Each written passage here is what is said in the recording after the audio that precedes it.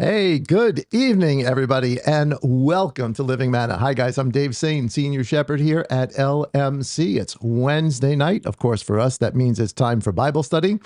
So hopefully you guys are all ready. Been looking forward to this one. We're starting a brand new study tonight, the Gospel of Matthew. We did a little introduction already, but the Gospel of Matthew is going to be our topic for quite some time. We're going to be going through this. We might do some Shabbat services too, and there's a lot of material to go over.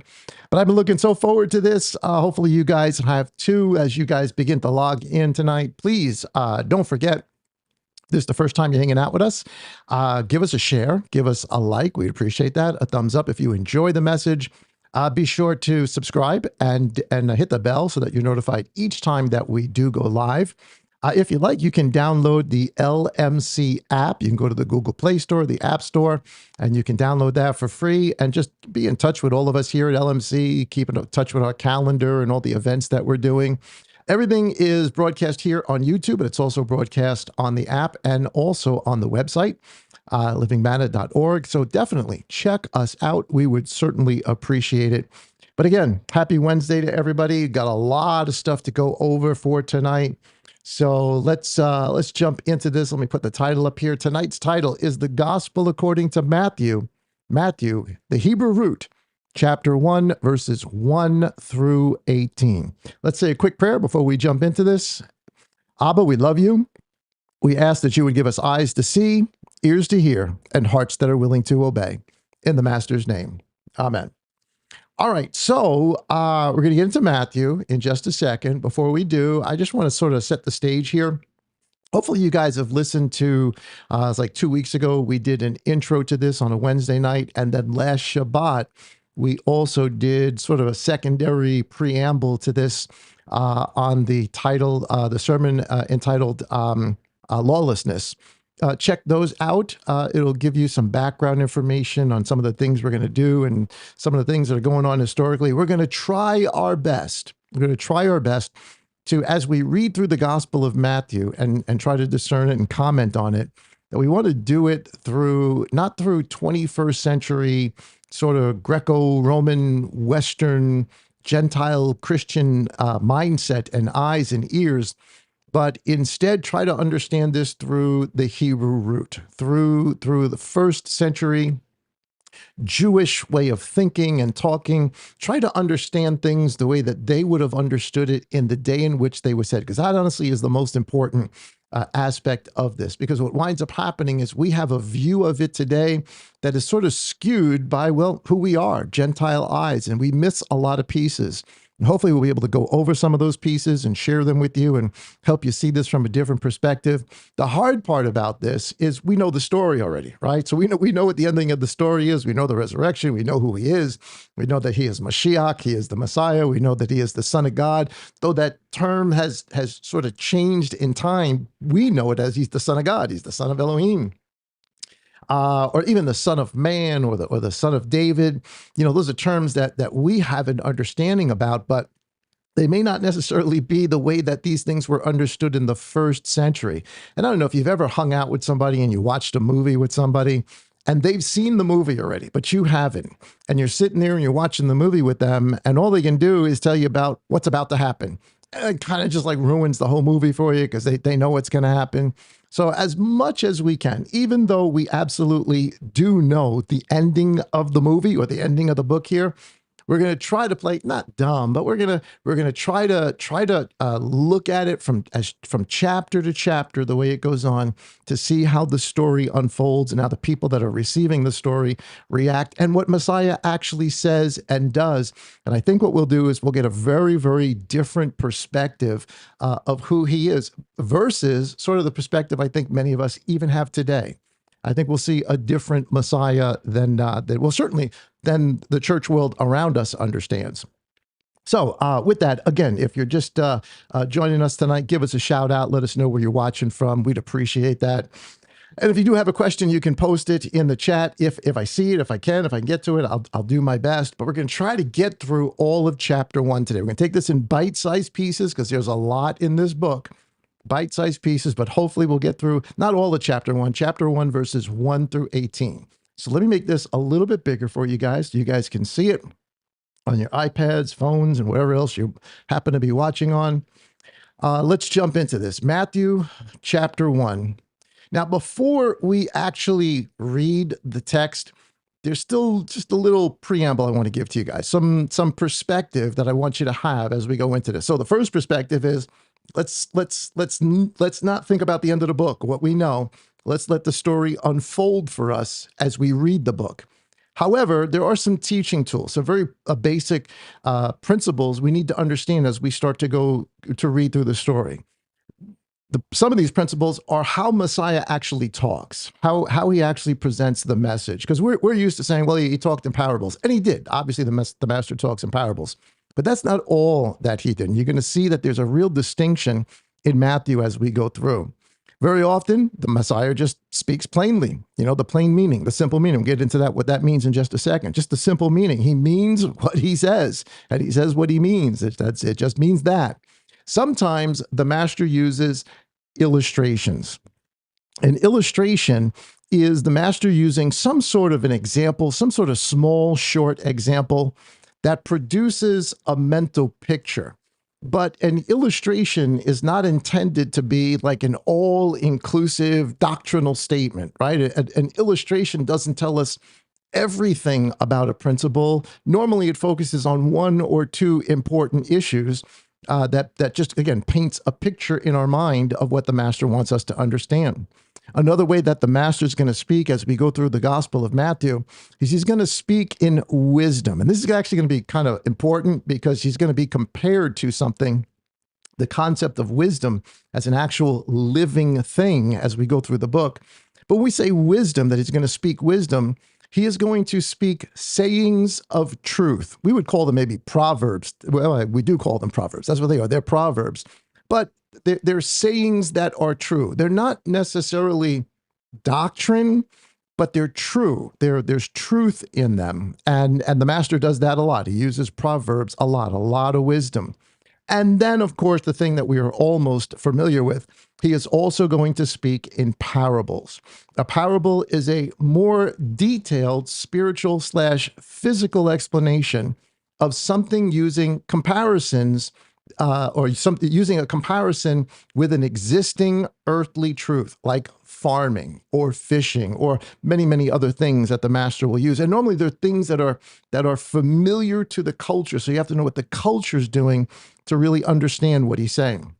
And while parables are meant to help those of us with eyes to see and ears to hear to understand better, they are also there to hide truth. They serve a dual purpose. So that if you don't have eyes to see and ears to hear, the parable doesn't click. It doesn't make as much sense as well it should. And certainly if we're looking at it through 21st century eyes versus first century eyes, we're going to see that there's a big difference between them. Okay, so here we go. Just a couple of verses for you. So, and this is so important. Deuteronomy chapter 29:9. The whole story is this is a Hebrew or an Israel-centric story. The entire thing. We're going to see the Gospel of Matthew is written by a Jew to Jews. And when you go all the way back to Deuteronomy, listen to what Moses says in Deuteronomy chapter 29:9. He says, "Therefore you shall guard the words of this covenant, all the commandments that were given to Moses and to the children of Israel, and do them so that you prosper in all that you do." But then he goes on at the end of the chapter to say the secret matters. In other words, there are things inside of the Torah that are hidden. They're there. The basic information is there, but the full meaning of what is actually being said hasn't been realized yet. And Moses calls them the secret matters. We're going to find out that Messiah, he lets us know a lot of the secret matters. He does not change Torah. He does not add to Torah. He does not take away from Torah. If Messiah is sinless, if he takes away from Torah or adds to Torah, well, that's a violation of Elohim's word. He would have sinned and would not be able to go to the cross. So he doesn't do that. But what he does is he explains the secret matters. And again, here Moses says that the secret matters belong to Yah, our Elohim. But in their particular case, But what is revealed belongs to us and to our children forever to do all the words of this Torah. So what Moses is saying is that, listen, we understand what we understand, and we're responsible for what we're responsible for. We're going to do our best to do it. But even Moses recognized there's more information in here that we just can't wrap our minds around yet. And certainly that is what Messiah has come to do, not to change things, to get rid of anything, but to help explain those secret matters, those hidden things, those mysteries. They're also called mysteries.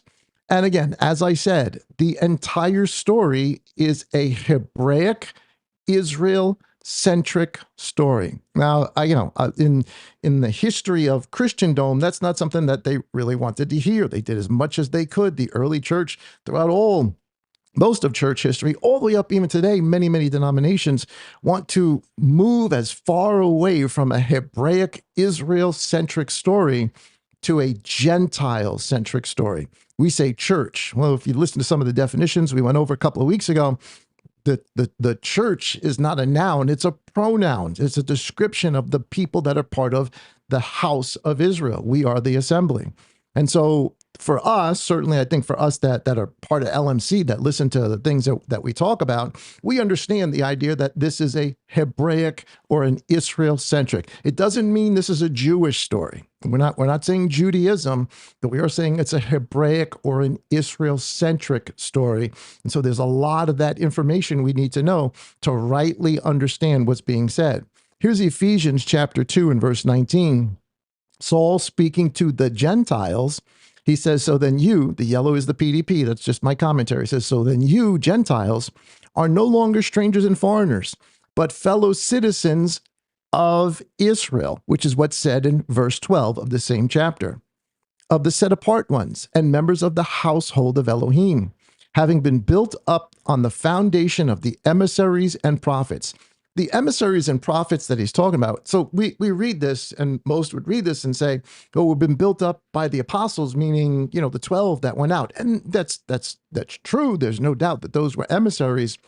But the emissaries and prophets, the foundation that Saul is talking about here, is the foundation from Moses. Moses was an emissary, and Aaron was an emissary, and they were prophets. And so were all the others sent from Isaiah to Jeremiah, all the way up to, yes, the 12 that Messiah sent out. That is how, or that is what we are built upon. What we've done sort of in the modern Christendom world is we removed that. We've said, well, that's not really for us anymore. We just need to know about Messiah. But here Saul is telling us, we who are Gentiles, who weren't part of the house of Israel, we're now been included in them, which means all of the foundation of Israel, that is emissaries and prophets, all the way from the Torah to the prophets, with Messiah Yeshua himself being the chief cornerstone, that is what our faith is built upon. And that's how we're going to try to look at the book as we go from this point forward. We're going to try to understand the foundation so that we can better understand the building that's being built, the thing that we are actually part of, as opposed to maybe certainly the way that we've heard it before. Okay, so let's do this. Now, I mentioned this before. Oh, if I didn't say it, guys, the notes are available. You guys can download them. They're in the description box there in YouTube, or you can go to the app and you can download them. You're going to want some of these notes. There's some real interesting stuff on here. Certainly, you can just follow me, on the screen as well. Now, I talked about this before, but I want to make this point really, really clear to us so that you understand that as we go through the book, we're going to try to employ these different ways of interpreting these different interpretive tools. All right, there's something called Pardes, and here it is up here on the screen. It is an acronym, PRDS, but we say Pardes, and it is an acronym for the way the Hebraic people, after 1,000 years of reading these texts and studying these texts, they figured out that there's a pattern to things. And the pattern that they figured out, they call Pardes. And what Pardes means is that when you go to interpret the scripture, the first thing that is the most important aspect of reading and understanding is what's called the Pashat, therefore the P of Pardes. And it just means the plain meaning of the text. Like I said, Messiah is going to talk sometimes in just plain meaning. Other times he's going to hide stuff, but there's times he talks just plainly. Matter of fact, a lot of times when he's railing at the Pharisees, he's just being plain and abrupt with them. That's the pashat. The plain meaning of the text means what it says, and it cannot change. That's the important part. Just if we find another meaning or think we have another meaning that the text could mean something else as well, that something else cannot negate what the plain reading of the text is. All right, so that's the part, the pashat. We're going to get into that as we go through this. Next is the remez, the R of Pardes. And the remez is probably the way more of us are used to. Certainly if you're here at LMC, we do this a lot. We do a lot of remez teaching, meaning we understand what the literal story is, but then we also see the hidden story, how it relates to Messiah, how the bigger story is there. The thing that's not really totally visible on the surface, it is, but you got to really look closely, and then all of a sudden you see a hidden meaning, an underlying meaning. Well, that's the remez. And certainly we're going to get into some remez. We're going to get into the plain meaning, the pashat, and we're definitely going to get into remez. And then there is the drash, and there's going to be a lot of this as we go through the Gospel of Matthew. The drash are moral and ethical teachings, the moral and ethical meaning of a story, of a text. It's part of the word midrash, which is to talk these things over, argue them out, and find out what they mean. The last thing is the sod of Pardes, the S. And the sod is the really, really deep, sort of mystical, spiritual, it's like, just blow your mind type stuff that's there. And once you see it, it's really amazing to realize that it is there. But no matter which understanding we see or what we happen to be focusing on, if we're focusing on the sod, the mystical or deep meaning, we can never forget the pashat, what the plain meaning of the text is. And you'll see that as we begin to apply this, we're going to read it in the first century and how they would be looking at it and understanding it and how it would apply. And then here we are some 2,000 years later. How do those same principles, if we understand how the principle applies to those people of the first century, what the mechanism of understanding is, we can then take that same mechanism of understanding and now just apply it to our situation on how we are to live out Elohim's word, how we're to walk in the commandments today, according to the instruction of Messiah. Okay, so part of this sod is something called gematria.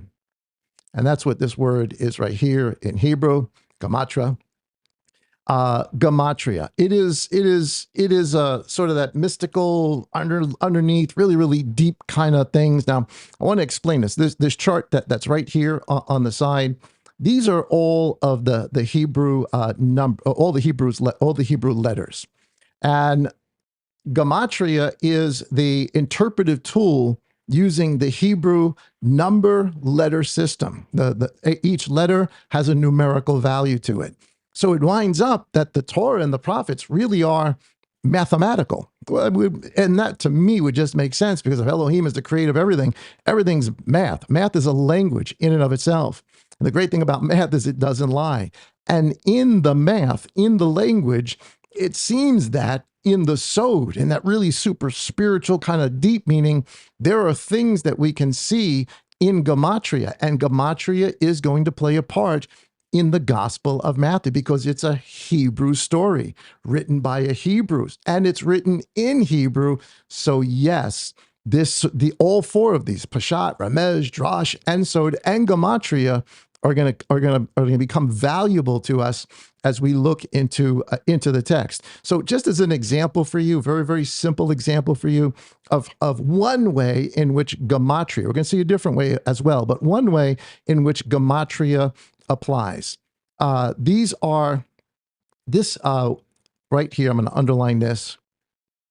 This aleph bet is the Hebrew word for father, ab, av.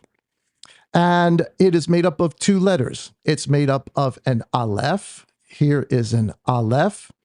And it's made up of a beit. And here is a beit. Now, don't forget, in Hebrew, it's not right to left reading this way. It's the opposite way. So it's left to right. So it's aleph, beit. And of course, as I said, it is the word av, or father. It's the word for father, and it has a numerical value. Look at the chart right next to it. The aleph has a numerical value of 1. So just it would be like today saying A equals 1, B equals 2, C equals 3, then just on down the line. Well, aleph equals 1. Beit equals 2. And when you take aleph and beit together, their numerical value is 3. So every number has a meaning, but every letter also has a number, and together they have a meaning.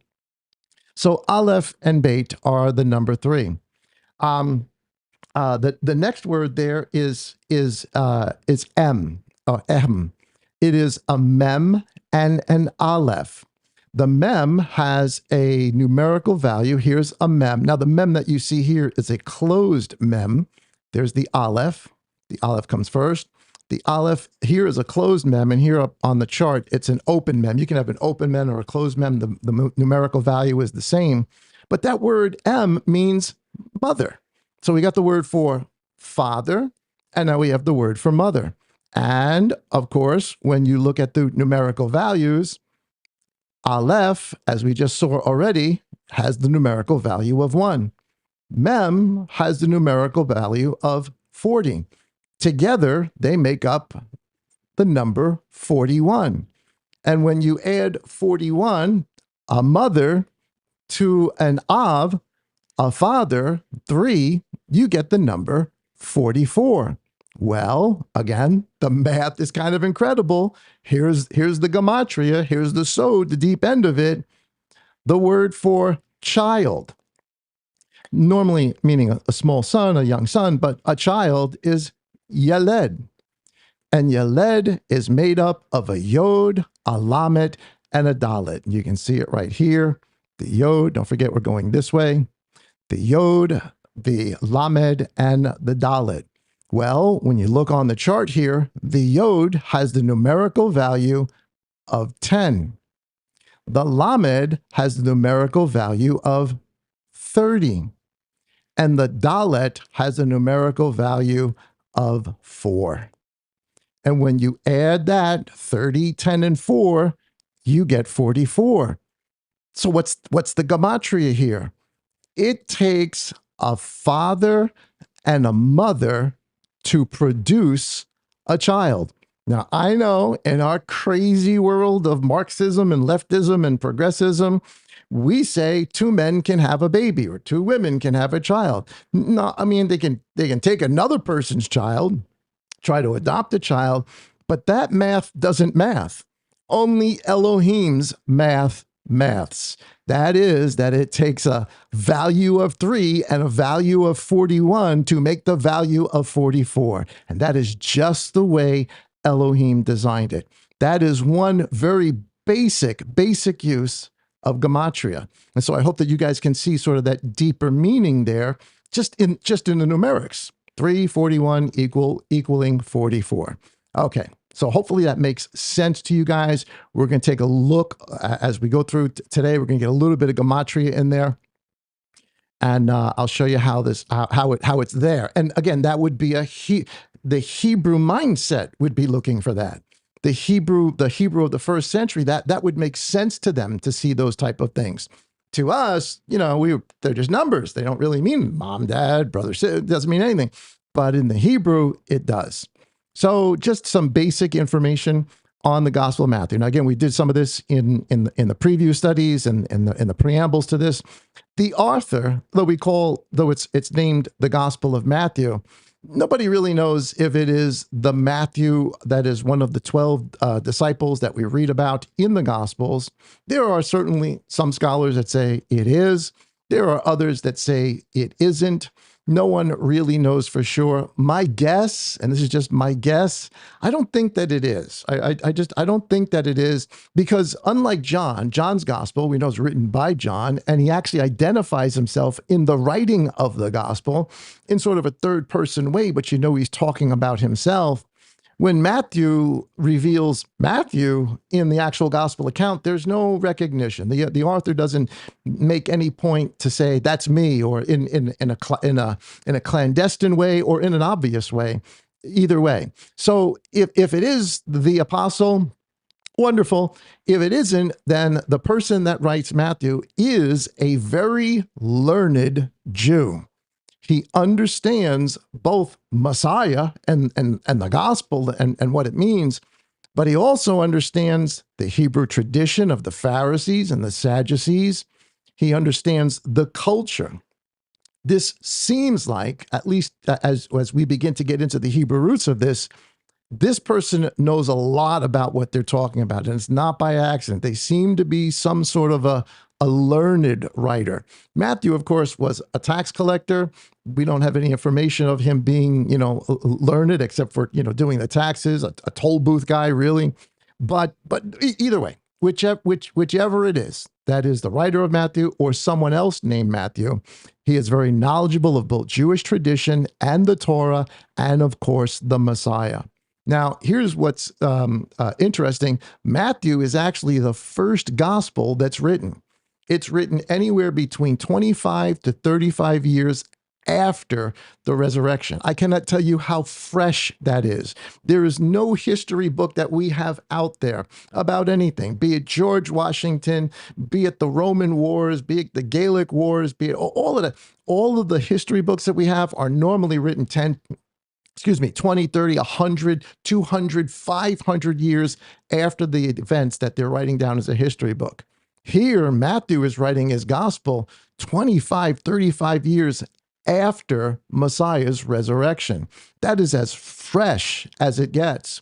And we know it's the first gospel because it is spoken about. I gave you guys some of these references in some of the other studies. Many of the early church, first, second century, third century writers, they tell us plainly, yes, Matthew was the first gospel written. And not just that Matthew was the first of the gospels written, that Matthew was written in Hebrew.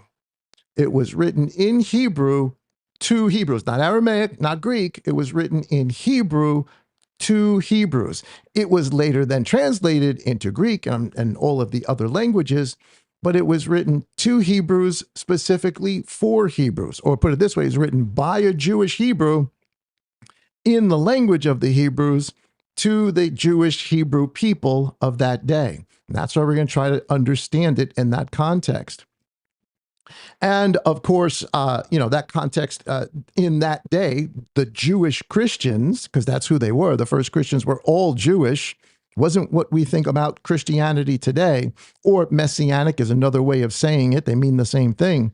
But the book, as we look at it, we need to look at it from this Hebrew-centered perspective. Whether you call yourself a Jewish Christian or you call yourself a Messianic or Torah, Hebrew roots, whatever it is, we need to look at this from a Hebraic-centered perspective, not just a Jewish-centered perspective, but a Hebraic-centered perspective. Okay, so with all of that, let's see if we can jump into this now. So what I want to do, and I know this is maybe a little small, you guys, as you guys print this out, but I want to read through verses 1 through 18 all the way through, and then we'll go back and we'll do some commentary on it. So let me just say this about genealogies in general, and I'm sure you guys have all done this. As soon as you get to a genealogy in the Bible, you skip over it. You read so-and-so begat so-and-so, and so and so and so and so, and then, by the third or fourth so-and-so, you're like, all right, let's just get to the end of this thing, and so, and then you get on with the rest of the story. And that's a very Gentile thing of us to do, because it doesn't, those genealogies don't really mean a whole lot to us, except they do. They're very, very important, and they do say something to us. And so it is a very Hebrew-centered thing. One of the first genealogies that pops up is, of course, the genealogy in Genesis of all the descendants of Adam, from Adam all the way to Noah. That is a genealogy. And the Hebraic way of doing a genealogy is from that which is the oldest descendant down to the youngest descendant. Now, in Luke's gospel, it's different. We'll talk about why it's different. Luke actually does the opposite here. But what Matthew does here in this genealogy is by design. He writes it, again, with a Hebrew thought in mind, that people who are Hebrew and read this, that they would begin to understand sort of the intricacies of what's being said. So let's read through this and then we'll go over it.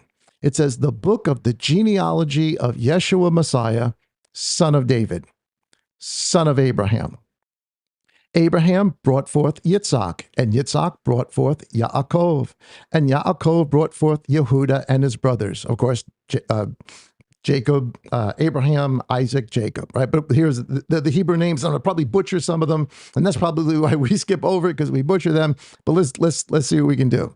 It says, and Yehuda brought forth Peretz and Zerah by Tamar, and Peretz brought forth Heshron, and Heshron brought forth Ram, and Ram brought forth Aminadab, and Aminadab brought forth Nashon, and Nashon brought forth Salmon, and Salmon brought forth Boaz by Rahab, and Boaz brought forth Obed by Ruth, and Obed brought forth Yeshai, and Yeshai brought forth David the sovereign, the king.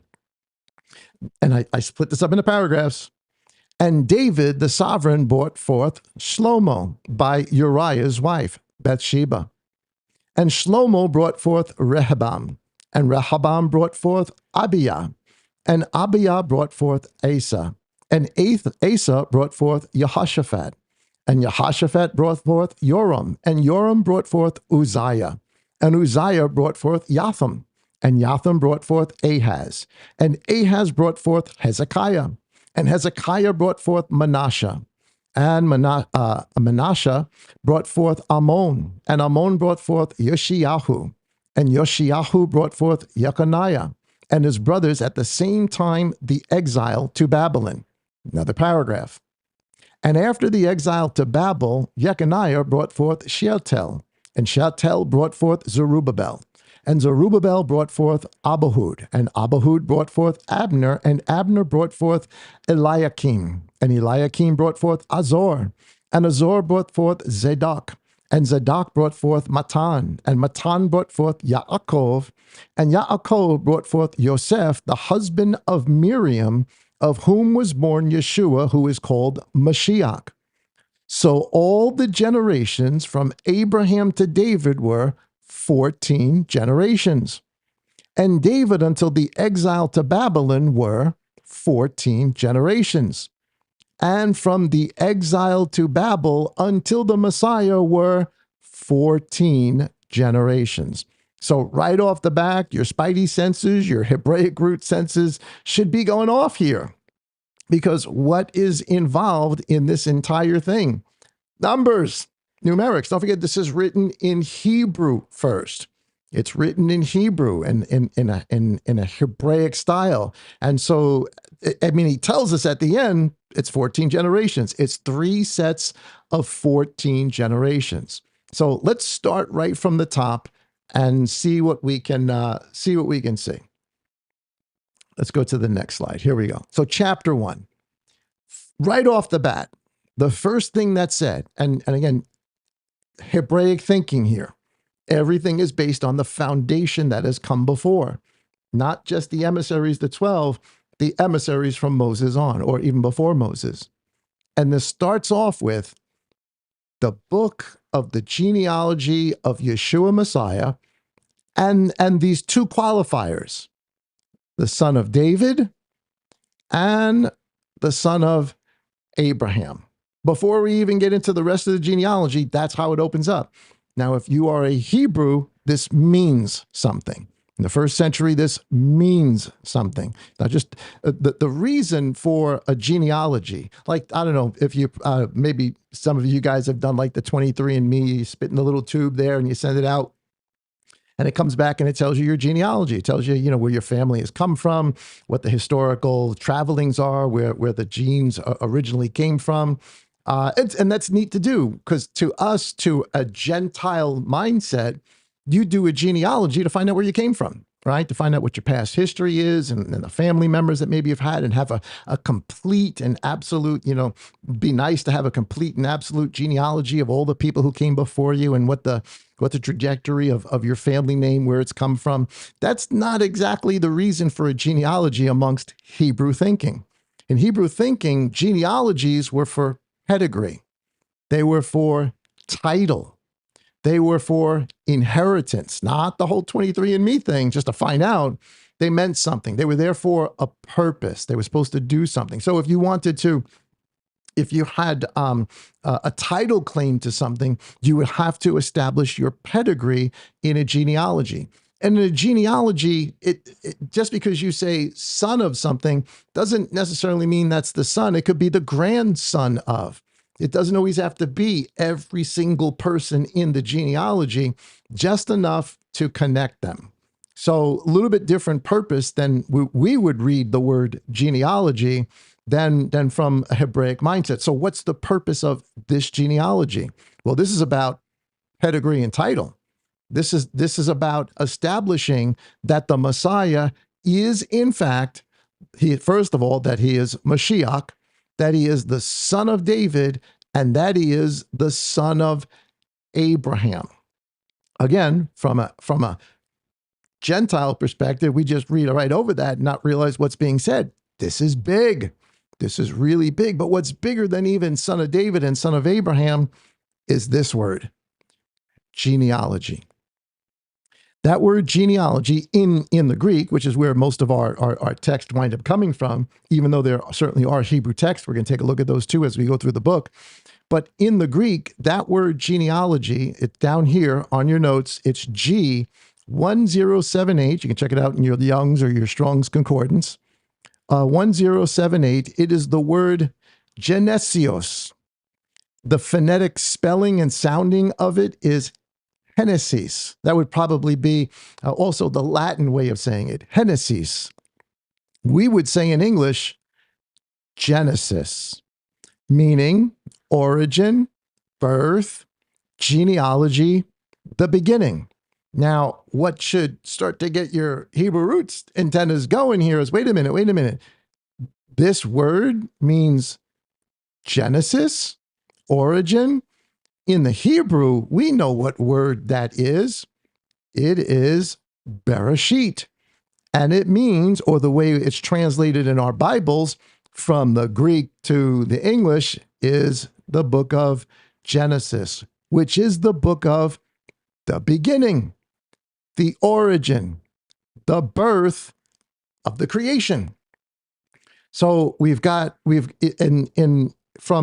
from the Hebrew perspective, we're looking at this, and there's the plain meaning of the text is these are the descendants of. This is the genealogy of Messiah. The Remez, there's something underneath this that he is also saying, and what he's telling us is that this story is a new beginning, a new Genesis, a new creation has begun with the coming of the Mashiach. Now you say, well, how do you get that just reading this? Well, it wasn't just, this is a Hebrew way of looking at it, but it's not just those that would read this and say, oh, this is a new beginning. This is almost a Genesis story. This appears in multiple places throughout the books. Here is the gospel according to John. If Messiah is a new beginning, a new creation has started with Messiah, with Yeshua, who is the Messiah, son of David, son of Abraham. There is something new. And this new thing is not new in the way that it's never, ever been mentioned before. It goes back to what we read in Deuteronomy 29. It is a mystery. It is part of the Torah that was hidden, but Moses said, but everything else that we do understand and know, we ought to do. But the mysteries belong to Elohim. Now we're finding out there's a mystery here. It was spoken, but concealed at the same time, so that at the proper time, those with eyes to see it would see it, those with ears to hear would hear it. But as I said, this concept of comparing the story of Messiah with a new Genesis doesn't just appear in Matthew in that first verse. This is the Gospel of John. John chapter 1, verse 1. It says, and very familiar to all of us, in the beginning was the Word, In what beginning? He's talking about Genesis. He's talking about Genesis 1:1 or Bereshit 1:1. In the beginning was the Word, and the Word was with Elohim, and the Word was Elohim, meaning Messiah being the Word. He was in the beginning with Elohim. Now, just to show you something just a little bit different, the Hebrew version of the Gospel of John says it a little bit differently, and yet the same concept is that this is a Genesis. So John's telling us Messiah was there at the, or the, we wouldn't be called Messiah yet, but the Son was there at the first Genesis, which is mind-boggling in and of itself. But don't forget, we now know that because we know the whole story. And John's starting off his book like that, but as we're reading Matthew, he's putting it in there, but it's not the plain, it's not the Peshat. He's putting it in there as the Remez. He's wanting us to look a little bit deeper. So here's the Hebrew version of John chapter 1:1. In the beginning was the son of Eloah. The son of El was both with El, and the son of El was Eloah. So what's the main difference here? In the Matthew of the Hebrew, this word son appears over and over and over. The son of El. Of course, the meaning generally is the same, but I just wanted to show you a difference there. But certainly as we read this, the comparison between what John's saying, that is, this is a new beginning, or comparing Messiah, first thing is he was there in the old beginning, or the initial beginning, and now he's here now. And here's Matthew telling us he is a new beginning. This is the genealogy. This is the Genesis. This is the Bereshit of the Mashiach, a new beginning. This follows through later on as the apostles come and Saul writes in 2 Corinthians 5:17. Therefore, if anyone is in the Messiah, here it is, he is a new creation, because a new creation started with the Mashiach, the son of David, the son of Abraham. There's a new Genesis started. We're going to call it the kingdom of Elohim, but something new has started. The old, the original Genesis is passing away, and the new has come. It's already come. It's already started. It has not blossomed into its fulfillment yet, but it is moving along. It is growing. It starts off as a mustard seed, and it is growing and growing and growing. So this concept, this idea that Matthew's sort of hiding in the first couple of verses, the first couple of words of Matthew 1, it's apparent in the rest of the book. This is plainly understood by the people of the first century. Here is Revelation, also written by John, of course. I'm sorry, 1 Corinthians chapter 15, verse 21, skipped one. Here's also Saul saying, for since death is through a man, resurrection of the dead is also through a man. For as all die in Adam, who was the beginning of the first creation, so also all shall be made alive in Messiah, who is the beginning of the new creation. And so that Genesis theme is absolutely there. It's not even hidden the way they're doing it, but it's there in the way that Matthew is describing just the first couple of words. So here's Revelation chapter 21.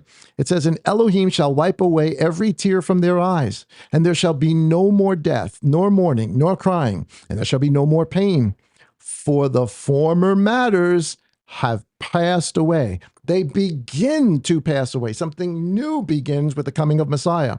But it's not until the end of the story that all the former matters pass away. And he who was sitting on the throne said, look, see, I make all matters new.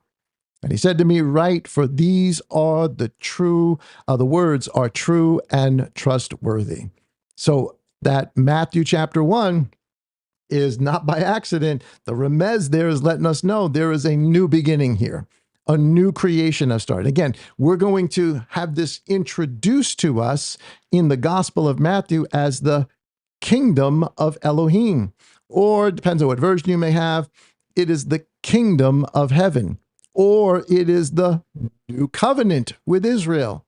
It is another story of a Bereshit, a new beginning. Now, it's real important because, I mean, you can go back in your concordances and you can look up kingdom of Elohim, kingdom of God in the Torah and the prophets. It's not there. Though that language is not there. So why are they using it in the first century? Because it is there. It is there in thought. It is there underneath. It is there in the Remez. And I'll show it to you in just a second, that by the first century, this was a term people understood.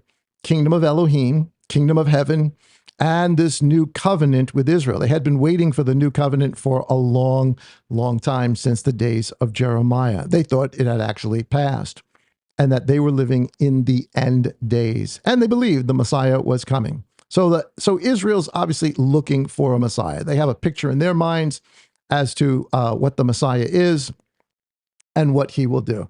Let me just hold on a second. Let me make sure I didn't go too far. No, I didn't. Okay, so here we go.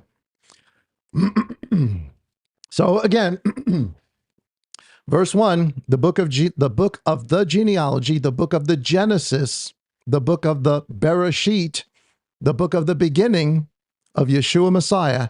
And here's where it gets really Hebrew, that again, we just read over. He's not just Mashiach. He is referred to as the son of David. And I forgot to put it on there, the son of Abraham. So why this qualifier to a Jewish reader who's reading it in Hebrew in the first century? Is he referred to as Mashiach? All right, we know what that means, right? There, everybody's waiting for the Mashiach. And then he's called son of David, which are really sort of, they are synonymous terms as time goes on.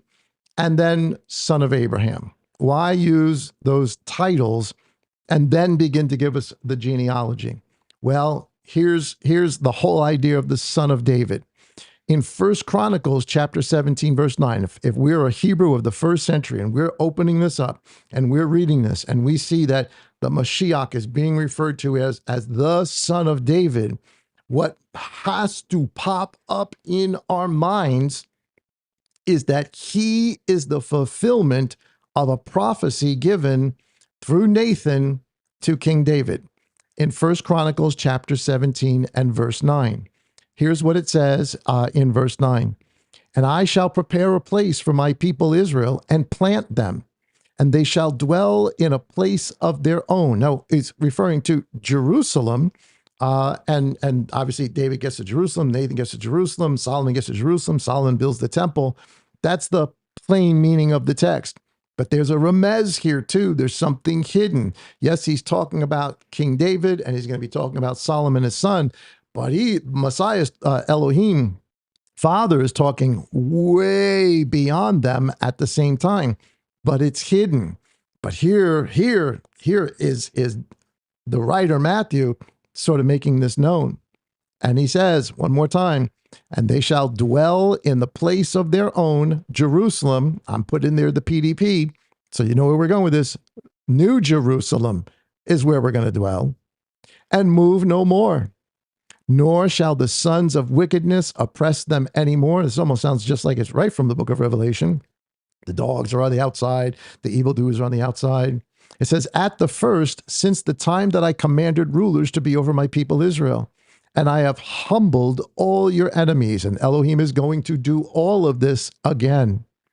It says, and I declare to you, this is right there in the green. I highlighted it. This is important. This is him speaking to King David. And I declare to you that Yah does build you a house. So there's a house that's going to be built in a place where there's protection for all the people of Elohim, away from their enemies, a place where they're not going to go anymore. Now, building a house can refer to a family, but in this particular case, you're going to find out that he's actually talking about a house, a lineage, but also a house, a place in which to dwell. And who's going to build it? This is important. Who builds it? And I declared to you that Yah does build you a house. This is going to be something that is done by him. It says, and it shall be when your days are filled to go to be with your fathers, when David gets older and he's ready to pass on, he says that I shall raise up your seed after you, who is of your sons, and I shall establish his kingdom. Of course, that's going to be Solomon. Solomon's the next one. Well, he's actually not, but he winds up being the one that David picks. There's a whole big story with that, another day, another time. It says, this son, he does build me a house, and I shall establish his throne forever. Wait a minute. Yah is saying, I'm going to build you a house. Now he's saying this descendant of David, this son who's going to come sit on the throne when he's done, the son is going to build me a house, and Elohim is going to establish his throne, the throne of his father David. Because even when Solomon sits on the throne, it's David's throne. He's sitting on David's throne. When Solomon's son sits on the throne, he's sitting on the throne of David. David was the beginning of all of this. But here he says this throne is going to be established forever. Solomon's throne wasn't established forever. So this is about Solomon in the Pashat. But in the Remez, in that hidden, it's about a whole lot more than that. He says, I am to be, here it is. This is so important. We missed this so many times. I am to be his father, and he is to be my son. The king of Israel, from this time on, has the title Son of El, or Son of God. This was normal. Yes, angels were referred to as sons of Elohim.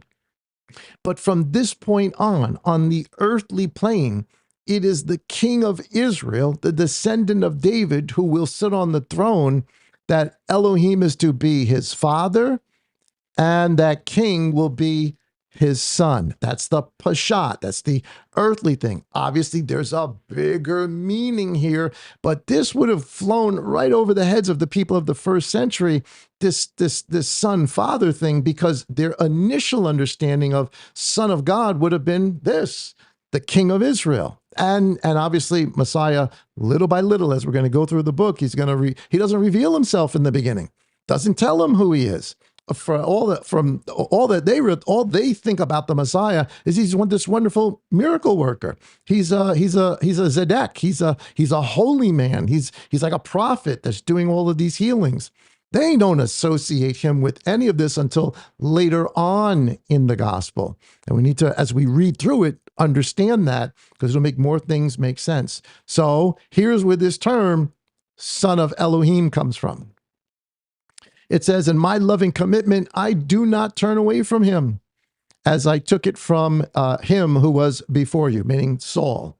It says, and I shall establish him in my house and in my reign forever. Here is where the term kingdom of God comes from, because here is Elohim telling David, yeah, your kingdom's going to be established, but I'm the one who's going to build the house, and I'm the one who's going to be the father, and I'll have a son, and my loving commitment's not going to turn away from him, and I will establish in my house, the house where you don't have to move anymore, my kingdom forever. Thus, the kingdom of Elohim, the kingdom of God, and let his throne be established forever.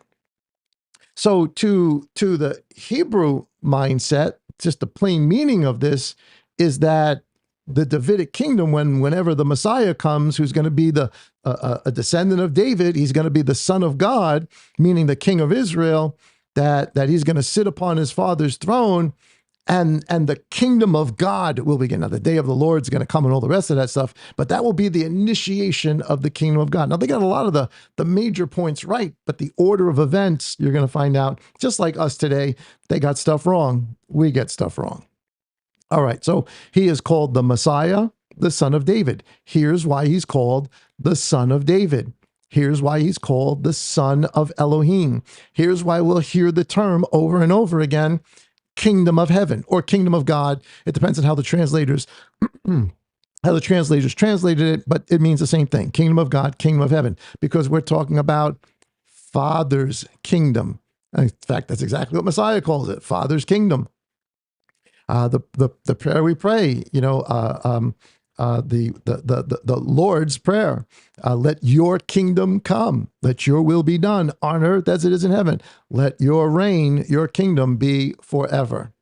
All right. So Messiah, just the word Messiah means anointed. Now, as an adjective, it means, or as a verb, to anoint somebody, to take oil and pour it over them. As a noun, it's a title. It refers to the Son of David. The anointing with oil was done for kings and for high priests. Those were the two people who were anointed. So a priest could be the anointed one, and the king is also the anointed one. In this particular sense, of course, we're talking about the king, but there's a whole other issue of this that has to do with the priesthood.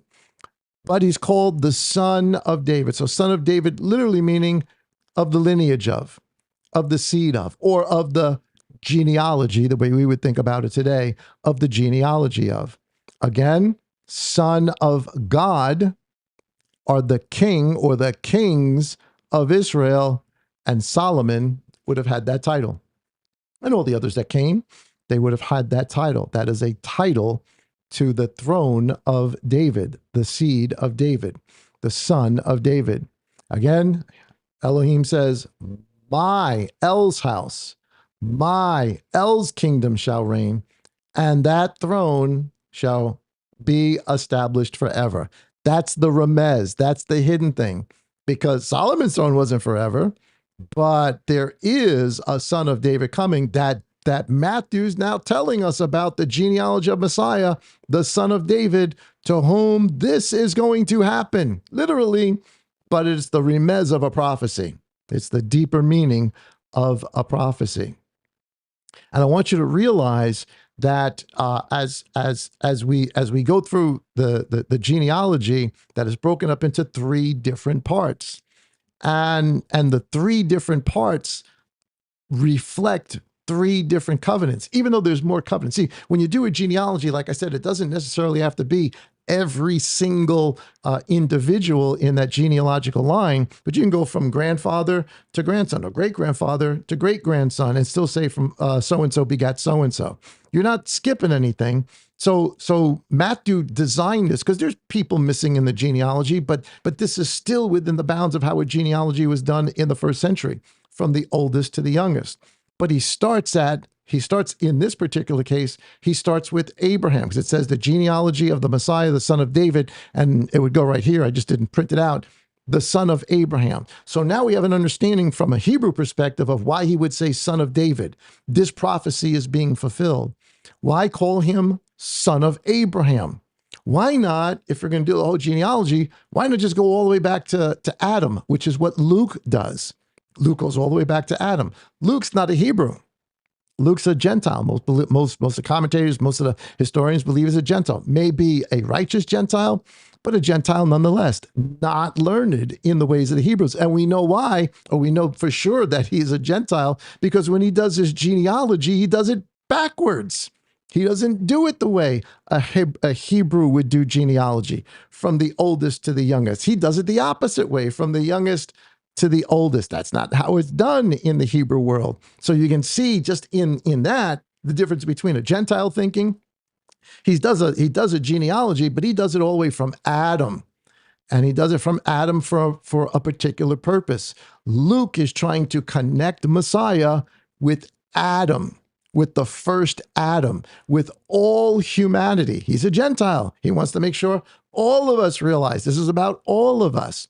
Here, Messiah calls him son of David, so that we understand what prophecy we're talking about, but he calls him son of Abraham. Doesn't go all the way back to Adam. He's not trying to establish his humanity. He's trying to establish his Hebraic root. He's trying to establish that Abraham, who is the first Hebrew, that Mashiach, is of the family of Abraham. He is a Hebrew. He is a Jew. He is one born of Judah. Now, I know the modern church, or the church like last 1600, 1700 years, has done everything it could to sort of remove that truth and dampen down that truth. But here is Matthew bringing it out. And to the Hebrew reader, that makes sense.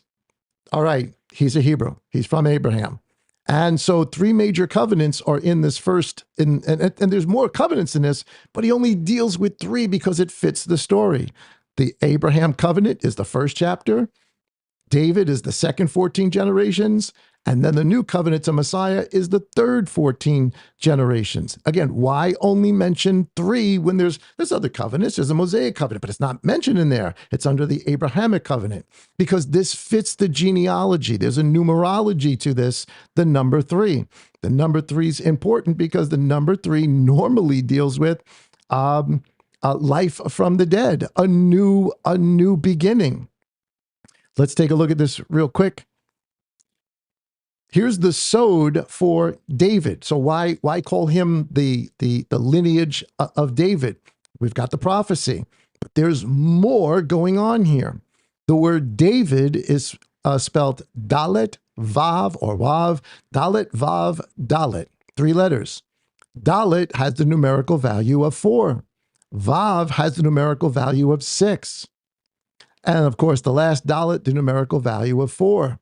Put that together, the number 14 equals David, King David, who is the beloved. This is important. This is gematria.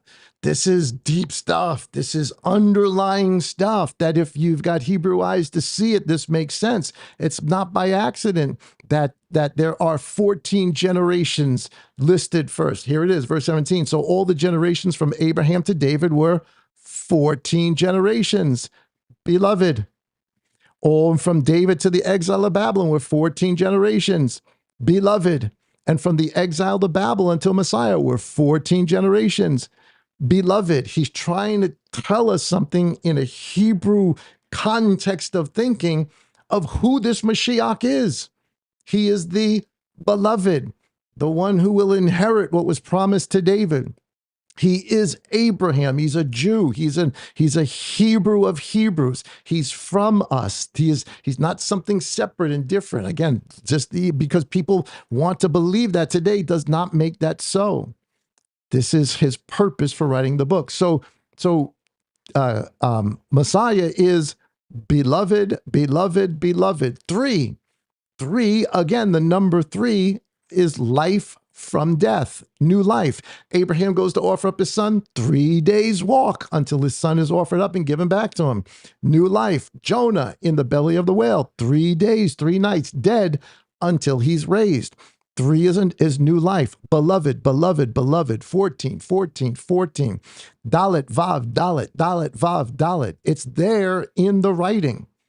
Abraham, again, not like Luke. Luke he's being mentioned as Adam for his humanity, but here he's being mentioned as the first Hebrew. That's Abraham. And Messiah of Yeshua, of course, is a Hebrew. 14 generations from the Abrahamic covenant to the Davidic covenant. 14 generations from the Davidic covenant to the new covenant, the renewed covenant with Israel. That's 3. 3 sets of 14 generations to new life or a new creation.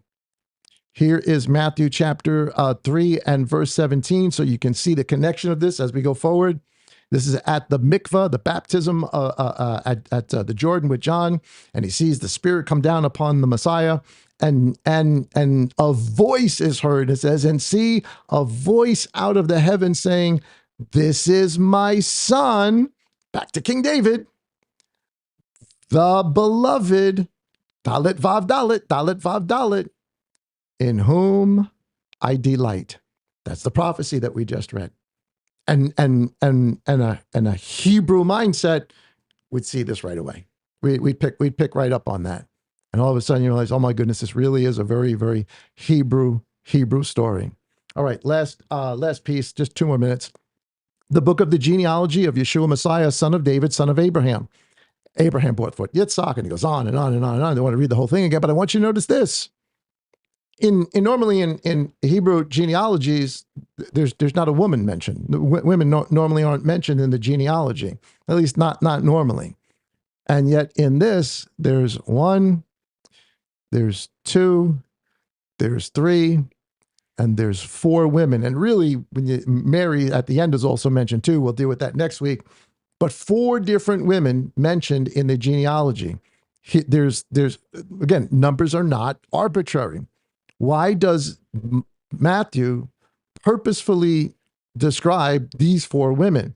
Well, just a quick perusal of the story of them. Tamar, the first one, she was a Canaanite. Genesis chapter 38. She brings forth, she disguises herself as a prostitute to get her father-in-law to do the right thing. Not a great story, but she's a Canaanite. Rahab is also a Canaanite. She's in Jericho. She betrays her people for the people of Abraham, Isaac, and Jacob that crossed the Jordan with Joshua. Ruth is a Moabite, hated people of Israel, and yet she's married to an Israelite. And of course, all of these women are part of the genealogy of Messiah. And then there's Bathsheba. She was more than likely also a Gentile because her husband was Uriah the Hittite. Unlikely that a Hittite would marry inside the house of Israel, but outside the house of Israel. All of these women have at least this in common. They are all Gentile women from either something sketchy happened to them or some sketchy background happens to them between especially Tamar, Ruth, and Tamar and Rahab for sure, but even the other two. And yet they wind up leaving their Gentile world to be grafted into the house of Israel.